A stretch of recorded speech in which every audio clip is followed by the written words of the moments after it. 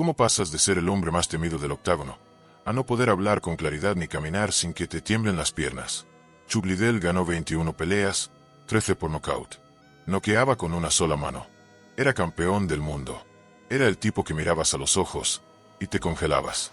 Hoy, con 54 años, apenas puede articular frases completas. Su cuerpo está destrozado, su mente deteriorada, y su historia es una advertencia brutal para todo aquel que cree que puede pelear para siempre. Este es el hombre que fue la UFC antes de que la UFC fuera famosa. Un asesino con mohawk, mirada vacía y puños como martillos.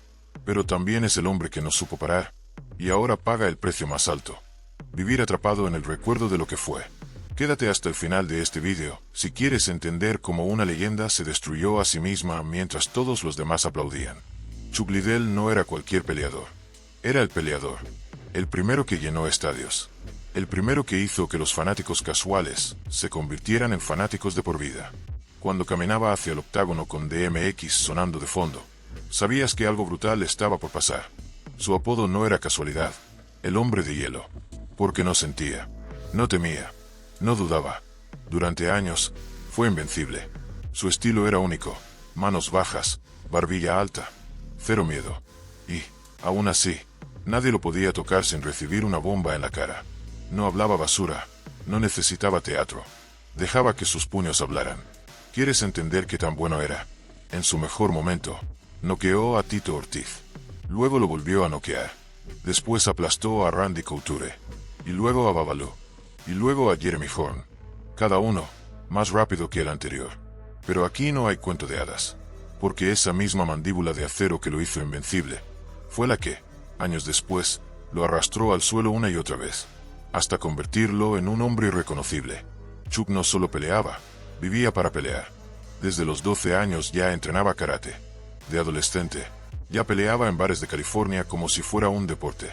Cuando llegó a la universidad, ya sabía más de combate que de contabilidad. Se graduó, sí, pero nunca usó su título. ¿Para qué? Lo suyo era el dolor. Su primera pelea profesional fue en 1998, en una época en la que la UFC no tenía patrocinadores, ni dinero, ni fama. Era sangre, jaulas y puños. Y ahí, en medio del caos, Chuck encontró su lugar. No quería fama, pero la fama vino a él, porque era imposible ignorarlo. Entre 2001 y 2006, fue un monstruo. Una máquina de noquear. Las reglas decían, protégete. Él decía, ¿para qué? Mantenía las manos abajo, confiado. Invitaba el golpe. Y cuando lo recibía, respondía con una derecha que parecía de plomo. Nadie sobrevivía a 2 errores contra Chuck. La UFC era una empresa tambaleante, mal vista por los medios, sin respaldo. Necesitaban un salvador. Y sin decir una sola palabra, Chuck Liddell se convirtió en su figura más icónica. Era brutal. Era carismático. Era el sueño americano hecho cao. En 2004, venció a Tito Ortiz por primera vez. Un rival que hablaba más de lo que peleaba. Y Chuck lo cayó a golpes.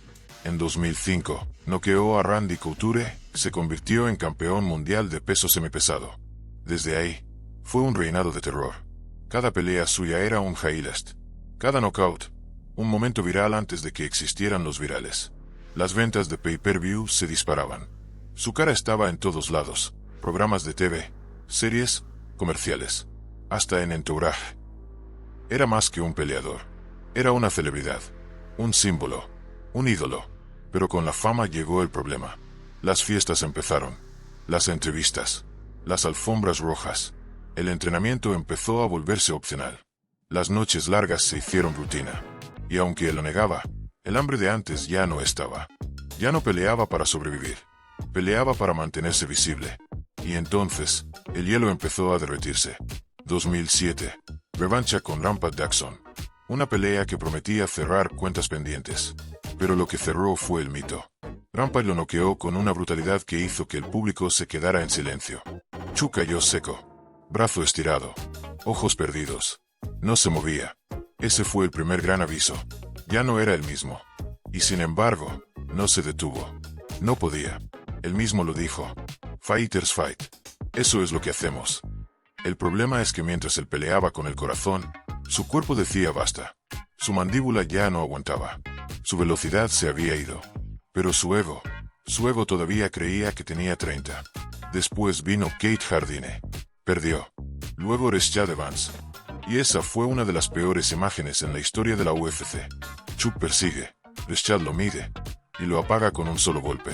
Ni siquiera un grito del público. Solo un escalofrío colectivo. Y si te crees fuerte, espera a ver lo que viene después. Porque Chuck todavía no había tocado fondo. Lo que pasó después fue aún más humillante, más doloroso y mucho más peligroso. Y si crees que lo de Rashad fue duro, espera a ver cómo terminó su carrera. Como el hombre que noqueaba con una mano terminó cayendo como un saco de huesos con solo un empujón. Suscríbete ahora, porque lo que estás a punto de ver te va a dejar helado. Dale like si alguna vez viste a Chuck en su mejor momento, y comenta. Quédate hasta el final, porque lo peor aún no ha comenzado. Chuck Liddell seguía cayendo, pero aún no había tocado el suelo. Después de la pesadilla con Rashad Evans, cualquiera hubiera entendido que era momento de parar. Su cabeza ya no reaccionaba, su cuerpo pedía auxilio, y el público comenzaba a ver sus peleas con miedo, no con emoción. Pero Chuck no.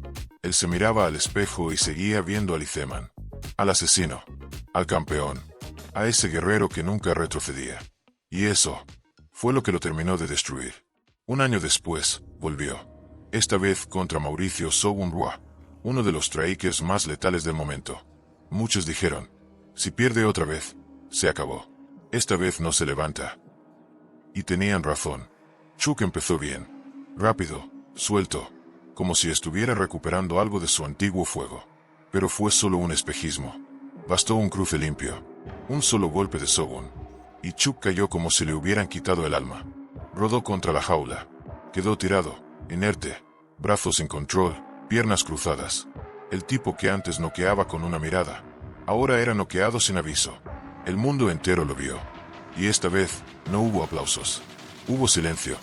Dana White, que estaba sentado al borde del octágono, se levantó con una expresión que no dejaba lugar a dudas. Ya no era el promotor. Era un amigo viendo como alguien al que quería estaba siendo destruido frente a millones. Días después, Dana habló claro. No quiero que vuelva a pelear nunca más. Lo quiero demasiado. Está terminado. Pero Chuck no escuchó. Porque para Chuck, el retiro no era descanso. Era muerte. Peleaba desde niño. No conocía otra vida. No sabía qué hacer con una agenda vacía. No sabía estar quieto. Mientras otros se iban con honor, Chuck seguía regresando como si alguien le debiera algo. Fue entonces cuando Dana, en un movimiento raro en el mundo de las peleas, hizo algo más que hablar. Le ofreció una salida. No una pelea. No un contrato. Un puesto. Un trabajo serio. Vicepresidente de Desarrollo Empresarial de UFC. Sueldo fijo. Oficina. Eventos. Una forma digna de retirarse. Un tributo silencioso a quien había dado tanto por el crecimiento del deporte. Chuck aceptó. Se puso trajes. Fue a conferencias. Hablaba en nombre de la empresa. Saludaba a la prensa con sonrisas. Pero por dentro, estaba vacío. No tenía rivales. No tenía adrenalina. No tenía algo por lo que entrenar. Y eso lo empezó a matar más lento que cualquier knockout. Lo veías en los ojos. En las entrevistas. En las caminatas solitarias por aeropuertos, donde los fans todavía le pedían fotos. Pero ya no lo veían como el Lizeman. Lo veían como un recuerdo. Como una leyenda rota. Y cuando le preguntaban, ¿vas a volver? Chuck sonreía. Decía, si el dinero está bien, quién sabe. Pero esa frase no era una respuesta. Era una advertencia. Porque detrás de las cámaras, los problemas no paraban de crecer. El dinero ganado en sus años de gloria ya no estaba. Lujo, fiestas, casas, negocios fallidos. La vida de celebridad fue rápida y costosa. Se hablaba de deudas, de demandas, de proyectos de cannabis que no cuajaban, de empresas de ropa que no pasaban del logo. Algunos decían que ni siquiera podía mantener sus propiedades. Chuck no lo confirmaba, pero tampoco lo negaba. Y entonces, lo inevitable ocurrió. Un promotor le ofreció exactamente lo que necesitaba para autodestruirse. Una última pelea. No en UFC. No con Dana. Oscar de la Hoya, desde Golden Boy MMA, lanzó una bomba. Chuck Liddell versus Tito Ortiz 3. Un combate que, si se hubiera hecho en 2006, habría paralizado el mundo. Pero ahora, en 2018, era una vergüenza. Chuck tenía 48 años. Llevaba casi una década sin pelear. Su reflejo era lento. Su cuerpo, oxidado. Su mandíbula, inexistente. Parecía un hombre interpretando el papel de sí mismo. Las ruedas de prensa fueron incómodas. Chuck tartamudeaba. Se le iban las frases. No podía mantener el hilo de las respuestas. Los fans lo notaban. El respeto se convertía en compasión. Ya no era Vamos Chuck. Era Pobre Chuck. Tito, más joven, más activo, y muy consciente de la situación, no necesitaba burlarse. Sabía que el resultado estaba garantizado. Y tenía razón. El 24 de noviembre de 2018, se subieron al octágono. Chuck caminó con la misma música, el mismo moicano, la misma expresión, pero nada más era igual. Era más lento, más rígido, más viejo. Sus golpes no tenían fuerza. Su mirada no tenía fuego. Sus pies eran pesados como bloques de cemento. Tito lo vio venir. Jugó con él. Lo midió. Y a mitad del primer asalto, lanzó un derechazo. No fue un bombazo. Ni siquiera fue perfecto. Pero Chuck cayó como si lo hubieran derribado con una escopeta. El estadio quedó en silencio. Nadie aplaudió. Nadie celebró. Era como ver a un familiar desmoronarse en público. Tito ni siquiera festejó como otras veces. En la entrevista posterior solo dijo: «Espero que esté bien. Siempre lo he respetado». Pero ya era tarde. El daño estaba hecho. El mito estaba enterrado. Y Chuck no volvería a pelear nunca más. El knockout no solo apagó a Chuck. Apagó cualquier esperanza. No quedó duda. Ya no tenía reflejos. Ya no tenía equilibrio. Ya no tenía defensa. Ni alma de guerrero. Solo un cuerpo repitiendo mecánicamente lo que alguna vez fue natural. Después de esa noche, desapareció. Golden Boy MMA nunca organizó otro evento. Tito volvió a desaparecer. Oscar de la Hoya hizo como si nada hubiera pasado. Y Chuck se quedó solo. Nadie lo llamó. Nadie lo protegió. Nadie supo qué hacer con él. Pasaron semanas. Luego meses. Y cada vez que alguien se atrevía a mencionarlo, era con un tono incómodo, casi con lástima. De ser el rostro de la UFC, pasó a ser el símbolo del esto nunca debió pasar. Ya no entrenaba. Ya no hablaba de peleas. Ya no hacía apariciones públicas. Lo único que quedaba era silencio. Un silencio doloroso. Empezó a probar suerte en otras cosas. Entró a un reality show. Caminó alguna alfombra roja. Dio entrevistas cortas, forzadas, tratando de sonar optimista. Pero se notaba que algo estaba mal. No era el mismo. No pensaba igual. No hablaba igual. Las palabras se le enredaban. Las ideas no conectaban. Sus movimientos eran lentos, casi torpes. El fuego en los ojos, apagado. Los fans lo notaban. Incluso los que lo amaban de verdad, los que crecieron con sus peleas, no podían ignorarlo. Algo en su cabeza ya no funcionaba bien. Y ahí estaba el verdadero daño. No el físico, el interno, el invisible, el irreversible. Casi nadie lo dice, pero los golpes que Chuck recibió en su última etapa no lo dejaron dormido unos minutos. Lo dejaron dañado para siempre. A los pocos años, su situación personal también se vino abajo. En 2020, se divorció de su esposa, Aiden Northcott. Tenían 2 hijos. No hubo escándalo. No hubo acusaciones públicas. Solo una separación fría, silenciosa, como si ella también entendiera que el hombre que amaba ya no estaba ahí. Chuck no tenía equipo. No tenía peleas. No tenía función dentro de la UFC. Y lo que es peor, tampoco tenía lugar en el presente del deporte. UFC ya había pasado página.